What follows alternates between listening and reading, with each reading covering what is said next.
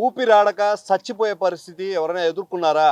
అది ఎలా ఉంటుందంటే ఇక్కడ ఫ్రీగా మన సాంఘిక సంక్షేమ వసతి భవన్‌లో తెలుసుకోవచ్చు. బిడ్డల కోసం నెల్లూరు రూరల్‌లో పారదర్శకంగా అభివృద్ధిని చూపిస్తున్న కోటంరెడ్డి శ్రీధరన్ ఆధ్వర్యంలో ఈ బిల్డింగ్ కట్టారు.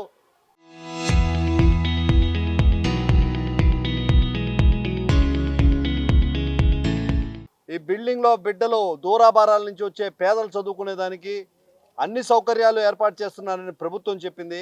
ఇక్కడ లోపలికి పోతే ఎప్పుడెప్పుడు ఈ వసతి భవనంలోంచి బయటికి వెళ్ళిపోతామా అనిపించింది. ఊపిరాడడం లేదు.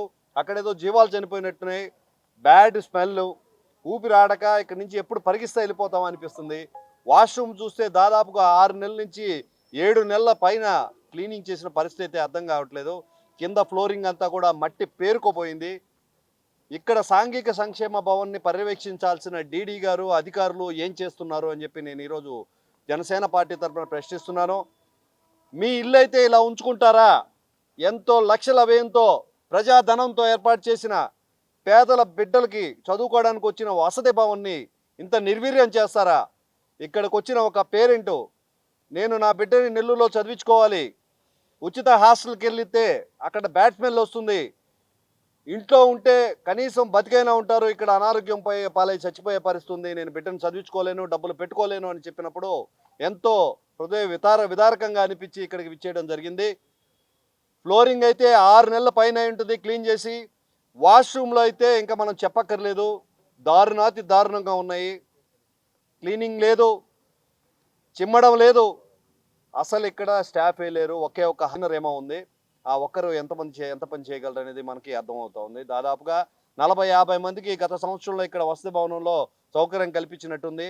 ఆర్ఓ ప్లాంట్ ఉంది, కానీ ఉపయోగించుకునే పరిస్థితి లేదు. పాత సామెత గుర్తొస్తుంది, అన్నీ ఉన్న అల్లుడి నోట్లో శనున్నట్టు. బిడ్డలు చదువుకోవడానికి ఇక్కడికి వచ్చినట్టే, చదువు పరిస్థితి తర్వాత సంగతి.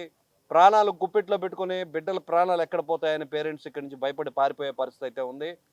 గతంలో కోవూరు నియోజకవర్గంలో ఒక గురుకుల పాఠశాలలో జనసేన పార్టీ తరఫున అక్కడికి వెళ్ళి ఇక్కడ పేద విద్యార్థుల వసతి భవనాలు ఎలా ఉన్నాయి, వాళ్ళకు భోజనాలు ఎలా పెడుతున్నారు, రాత్రిపూట వాళ్ళ జీవనం ఎలా జరుగుతుంది అనే విధంగా మనం అక్కడ ఒక చోట ఒకరోజు నిద్రించాలి, మనం తెలుసుకోవాలి అని చెప్పినప్పుడు వేమిరెడ్డి ప్రశాంతి గారు ఆ హాస్టల్ వాతావరణంతో కూడా మార్చిన పరిస్థితి అయితే ఉంది.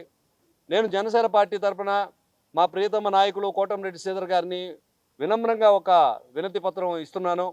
ఒకరోజు మనం ఇక్కడ హాస్టల్లో పడుకుందామన్నా మన బిడ్డలు, రూరల్ ప్రాంతాల్లో బతుకుతున్న బిడ్డలు ఎంత దైనందిన జీవితాన్ని గడుపుతున్నారో చూడాలని చెప్పి నేను ఈరోజు విన్నవించుకుంటున్నాను.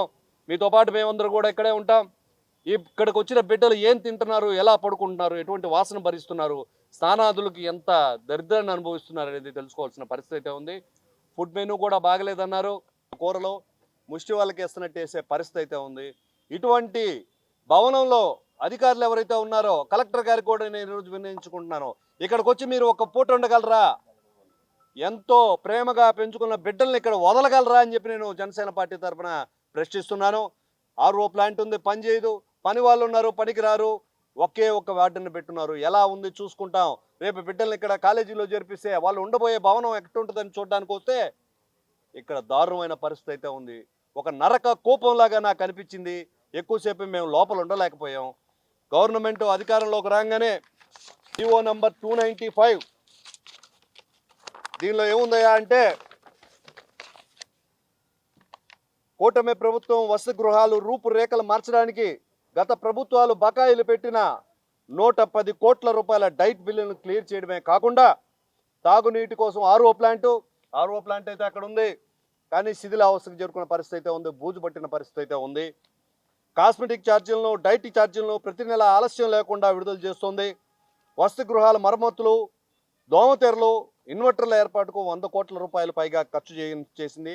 ముఖ్యంగా 441 బాలికల వసతి గృహాలతో సహా రాష్ట్ర వ్యాప్తంగా ఉన్న 1051 సాంఘిక సంక్షేమ వసతి గృహాల్లో పరిశుభ్రతను, ముఖ్యంగా ఈ పాయింట్ మెన్షన్ చేస్తున్నాను, పరిశుభ్రతను మెరుగుపరచడానికి 1365 మంది శానిటేషన్ సిబ్బంది నియమిస్తూ ప్రత్యేకంగా ఈ జీవో రిలీజ్ చేసిన పరిస్థితి అయితే ఉంది. పరిశుభ్రతను కాపాడండి అని బోర్డు కింద దారుణమైన అపరిశుభ్రత ఉంది. ఇక్కడ బిడ్డలు ఎవరైతే చదువుకోవడానికి వచ్చి వసతి గృహాల్లో నివసించాలనుకుంటున్నారో తీవ్ర అనారోగ్యానికి గురయ్యే పరిస్థితి ఉంది. ప్రజా నాయకులు, అధికారులు కూడా వీటిలన్నింటినీ గమనించాల్సిన పరిస్థితి అయితే ఉంది. ప్రియతమ ఎమ్మెల్యే 58 కోట్ల నుంచి 700 కోట్ల రూపాయల విలువైన పనులు టెండర్ దశకు పూర్తి చేసి తెచ్చారు. ఇటీవలే 2026లో ప్రభుత్వ సహకారంతో రూరల్ నియోజకవర్గంలో 17 కోట్ల రూపాయలతో ఒకేసారి 168 అభివృద్ధి పనులకు శ్రీకారం చుట్టి వివిఐపి సంస్కృతికి సమాధి కట్టారు. సామాన్య కార్యకర్తల చేత, కూటమి మిత్ర పార్టీల చేత ఆ పనుల ప్రారంభోత్సవం చేసి రోల్ మోడల్గా నిలిచారు. విలాసవంతమైన జీవితాలకు దూరంగా, కాన్వాయ్కి దూరంగా బ్యాటరీ వెహికల్లో అక్కడికి హాజరయ్యి ప్రజలందరూ కూడా స్ఫూర్తిదాయకంగా నిలిచారు. నిరాడంబర జీవితం గడపాల్సిందిగా ప్రజలకు సూచించారు. ఇక్కడ ఆడంబరత తర్వాత సంగతి సిద్ధరన్న, ఈ హాస్టల్ పరిస్థితి బాగలేదు, మీరు ఒక్కసారి ఇక్కడికి రావాలి, విజిట్ చేయాలి. ఇక్కడ సూపర్వైజర్ ఎవరైతే ఉన్నారో, పనులు చేసే వాళ్ళు ఎవరైతే ఉన్నారో ఒకే మాట చెప్తున్నారు, మా ఒక్కరి వల్ల ఎలా సాధ్యం అవుతుంది, మిగిలిన వాళ్ళందరూ సెలవులో ఉన్నారు,